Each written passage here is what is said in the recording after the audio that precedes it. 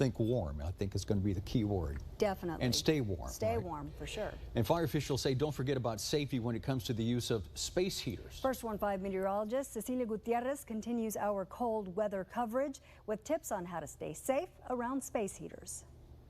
Now, with cold temperatures right around the corner tonight, you're going to want to break out that space heater. But fire officials say before you do that, you need to make sure it works.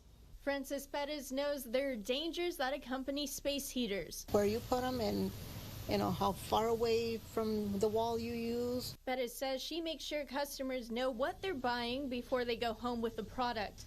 And this is not to, warm up a warehouse at all. This is just like a 10 by 10 room, a 10 by 15 room, not a warehouse, not a 30 by 50 room or at all. While these little devices can warm you up quick, a fire from a space heater can spread in a matter of seconds.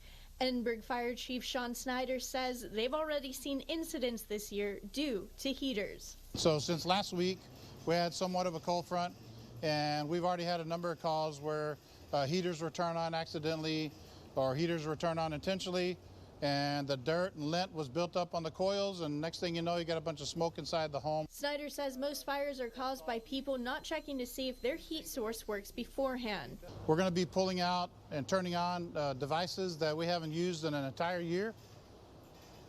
Now's not the time to see if they work right. You don't want them to set a fire in the home.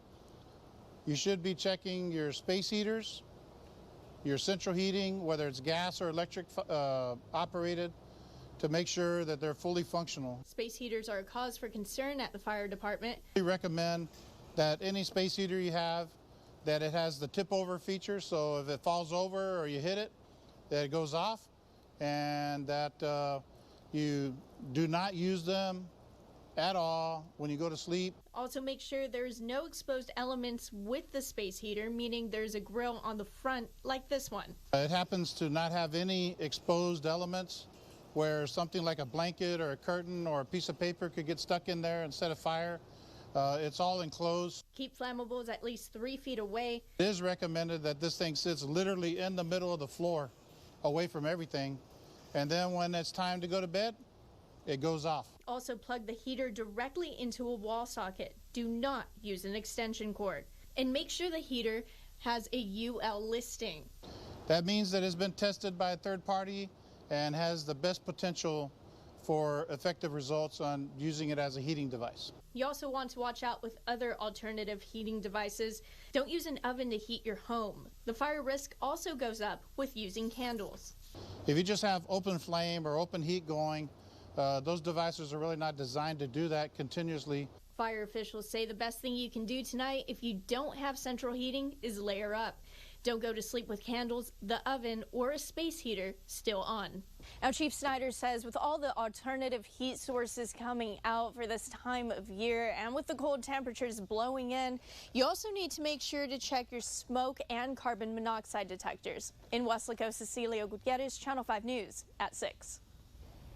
It's also important to keep your pets warm. The National Weather Service says you should bring in your pets starting now. And leave them there for the next 24 to 36 hours. And then by Wednesday, it should warm up a little bit during the day that you can allow them back out. Goldsmith says you should also bring your plants inside and make sure your pipes are in good shape. He says because we're not expecting a freeze, new pipes should be all right. Some shelters opening now if you're going to need a warm place to stay overnight. First Salvation Army in McAllen. There's also Lowe's and Fishers in Harlingen, the Ozanon Center in Brownsville, and then in Rio Grande City, the Wings on Fire Ministry will open their doors at 8 tonight. A photo ID is required at check-in. Again, all this information